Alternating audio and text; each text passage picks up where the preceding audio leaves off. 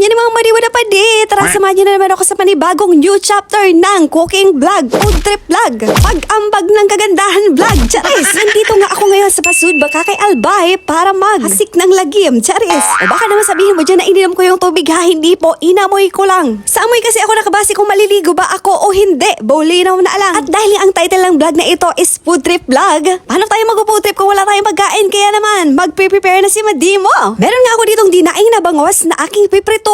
O kipot-kipotaman daw madita, beri kakaong ka na dyan, mag-ahirilihin dyan ang bawlinaw. And syempre of course, papainitin muna natin ang kawaling ito para naman hindi dumikit ang ating daing. Liligay ko na nga dyan ang ating not virgin coconut oil. By the way, kung makikita mo nga sa ating background, parang waterfalls yan. No, it's not false, it's true. Charis, ang ganda nga ni Raisa. Charis, ang ganda-ganda nga ng background natin. Kung mapapansin mga lumayong muna ako sa ating piniprito kasi baka matalasikan ako. Pagpiprito pa naman ang pinaka-struggle. Hindi mo naman inaano yung mantika, bawlinaw na lang ta. Malaliton makatalsik baya. At sakto naman sa mga oras yan, wala pa masyadong naliligo. O si Sema na makarigo sa mga panahon na init. Ang lespot na ba ang panahon? Baka naman next week talaga namang mainit na. At goodbye aircon na nga, bawlinaw na lang. Dahil pa kita nagpuputi, mainit na naman. Kayo ba kung tatanungin anong gusto yung panahon? Malamig o mainit? Ako kasi kung tatanungin mo, mas gusto kita.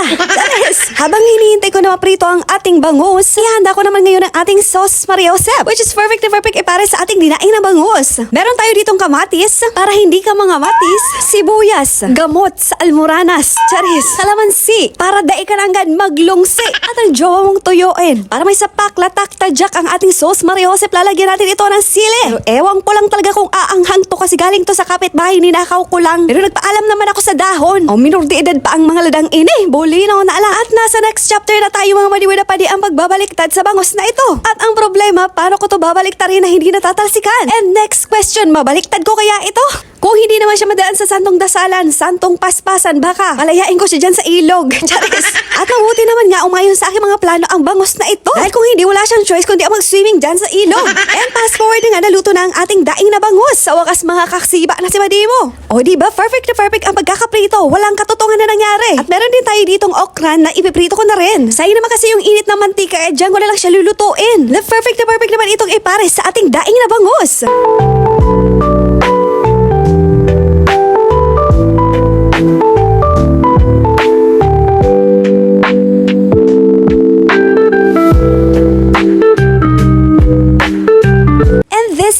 Finally, kakain na ang babae sa dit. Pero malanit, marikit, akit-akit. Pero kang aki, nag-iigit. Charis! And look at that, mga madiwada pa di. Sobrang sarap ng aking liluto. Dagdagan mo pa ng napakagandang view at magandang si Raisa. Charis! Talaga naman gaganahan kang kumain dito mga madiwada pa di. Sira na naman ang diet mo. Low budget nature trip ang hanap mo. Sas Maria si madiwada pa di, maghanap ka na dyan na salog sa Indo. So da ikinagbabalantoy, bulinaw na lang. And in fairness, kahit prinito ko lang ang okra na ito, talaga namang masarap siya mga madiwada pa di. Lalo na kung isasaw mo pa dyan sa ating sauce Maria Josep.